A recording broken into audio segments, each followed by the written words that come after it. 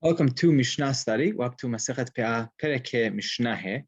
Over here in this Mishnah, we're going to focus on an ani, a poor person, who's either a businessman, right? He's let's say he's selling. There's a transaction. So what is hayav in ma'asrot? What is not?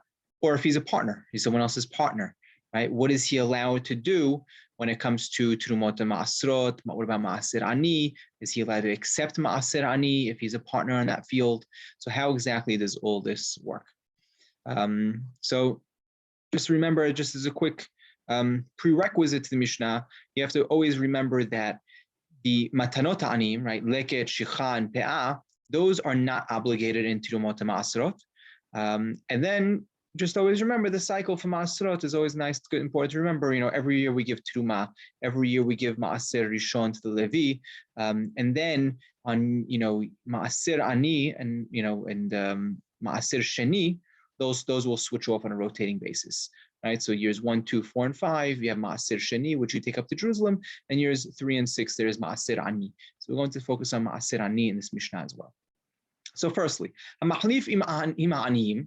Right? If someone trades with aniyim, well, let's read the whole Mishnah first. Hamachalif im aniyim shelo patur v'shel aniyim hayav. Shnayim shekibelu sadeh ba'arisut. Ze noten lazeh ad kol ma'aser ani v'ze noten lazeh ad kol ma'aser ani. המקבל שדה לקצור, אסור בלקט ובשכחה ובפאה ובמעשר עני. אמר רבי יהודה, מתי? בזמן שקיבלה ממנו למחסה לשליש ולרביע. אבל אם אמר לו שליש מה שאתה קוסר שלך, מותר בלקט ובשכחה ובפאה, ואסור במעשר עני.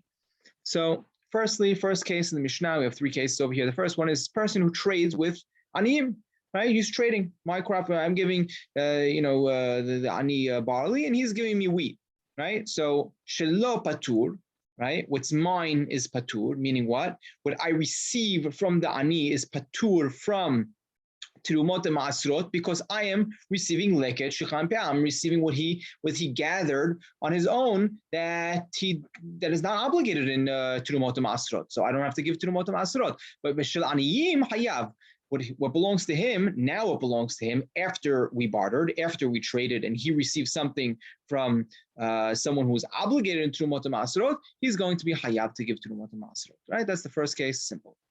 Next case is 2 people. Right? What is arisut? Arisut literally means, right, from the language of aris, it's a sharecropper. It's someone who is literally sharing in the crops of the field. He's a partner in those crops, and he works. Right? He works and gets his reward, his payment from the crops. So what happens? Let's say 2 people, they were both poor people, and they both accepted this field as the sharecroppers. So what can they do? We have to always remember, if you remember earlier we said this, that in general, if someone jumps the gun, let's say you had the Kohen and Levi and they jumped the gun and they bought tivuah, they brought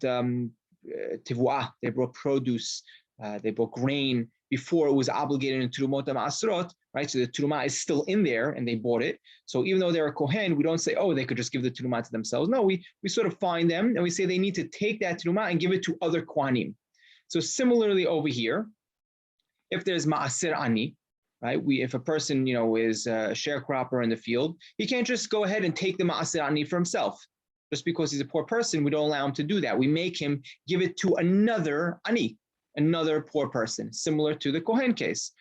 But in our Mishnah, we're talking about a layered case on top of that. We're talking about 2 people, 2 Aniyim that accepted a field as sharecroppers. What are they allowed to do? When they're both Aniyim, they could both give it to each other. Right? So one ani gives the other ani his ma'aser ani, and vice versa. So they're both getting, benefit. They don't have to sort of, give their ma'asrot to their ma'aser ani away, even though we usually say you have to give it away. They're in essence giving it to each other, right? So they're both benefiting. That's the second case of our Mishnah.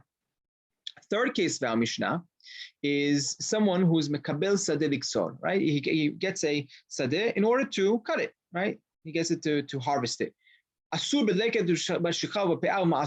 not allowed to go ahead and take from that field, right? The field that he's working in, and he's, we'll see how exactly. It seems like he's some type of partner in this field, and he's not allowed to take ma'asrot from there. So because the field is his, right? Because the field is his, he's not allowed to take leket shicha and peah from that field. But Rabbi Yehuda comes. When so, right? If he's working as an employee, he's allowed to. I guess he's allowed to take some things. But if he's getting it as half of the what grows here, you'll get a third of what grows here, a quarter of what grows in this field belongs to this ani, right? This person who's working the field. He's not allowed to take leket shicha and peah from it. Now, Amar Rabbi Yehuda, ematai. When so? Right? So we know this klal, whenever we have Amar Rabbi Yehuda, he's not coming to argue. It's not Rabbi Yehuda Omer. He's coming to expound on Tanakama. He's coming to explain Tanakama. When are you speaking about? In what type of case? When he accepted it from him as, I'm working this field and I'm going to get half the produce, a third of the produce, a quarter of the produce, whatever it may be. I'm saying even eighth of the produce, whatever it may be, right? It's a percentage of all of the produce of the field. So it's as if he's a partner in the field, and therefore he's not allowed to take, leket shicha and peah. But, right, if his agreement was a third of what you harvest, right? So he's not a partner in the field. Now he's only a partner in his own sales, right? It's his own commission. He's getting a third of whatever he harvests. That's not a partnership in the field itself. And in that case, he would be allowed to take leket shicha and peah. But again, he would be asur, it would be asur for him to take ma'asir ani. But the reason we said above that a person is not allowed to take his own ma'asir ani, that was part of the fine that Harambam mentioned earlier, that we make him give it to someone else. Halacha is like Rabbi Yehuda because he explains the words of Hachamim, right? And as we have the klal, anytime Rabbi Yehuda comes and says, Am Rabbi Yehuda imatai, when so, he's not arguing, rather he is explaining. That's the end of our Mishnah.